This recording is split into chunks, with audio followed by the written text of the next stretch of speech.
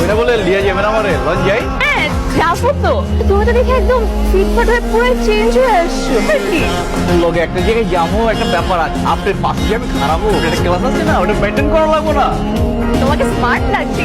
আচ্ছা এত লজ্জা পেতে হবে না, লজ্জা পাওয়ার কিছু নেই। আমাকে বলো তো তোমার হাতে কতটুকু সময় আছে? এটা কি করলেন? আপনার লিগে সব সময় আছে। কতক্ষণ লাগবো খালি আমার করবেন, সব রেডি। হ্যাঁ, এত উজাড় করতে হবে। পরীক্ষা শুরু হবে তো 3 ঘন্টার পরীক্ষা। 12টা একটার মধ্যে শেষ হয়ে যাবে। একটা পরে তুমি free। আপনি আমারে নিয়ে পরীক্ষা দিতে যাবেন, এর লিগে রাখছেন? হ্যাঁ তোকে আমি একা একা যাবো? আমি ভাবলাম কি নাকি রেডিং মেটিং এ যাবো।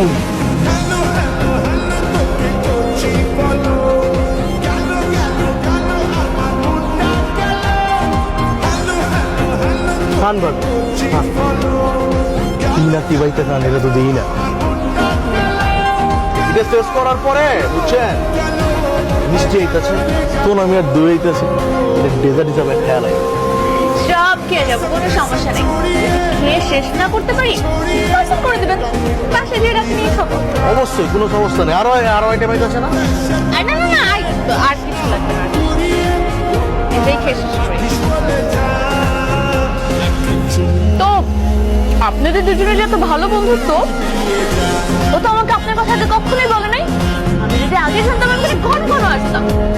তাহলে কোনো সমস্যা নাই, এখন চিনে ফেলছেন। এখন কিন্তু আমি প্রতি সপ্তাহে একবার করে আসবো স্পেশাল তেহারি খেতে। আপত্তি নেই তো? কি আর আপত্তি থাকবো, আপনার আমার বন্ধু।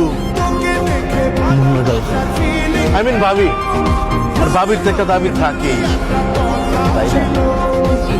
ভাবি আপনার মনে একটু আনিজি ফিল করতেছে আমার লাগে, তো আপনি রিল্যাক্সে খান, একটু সাইডে গিয়ে। কোনো সমস্যা নেই, আপনি কাজ থাকলে যেতে পারেন।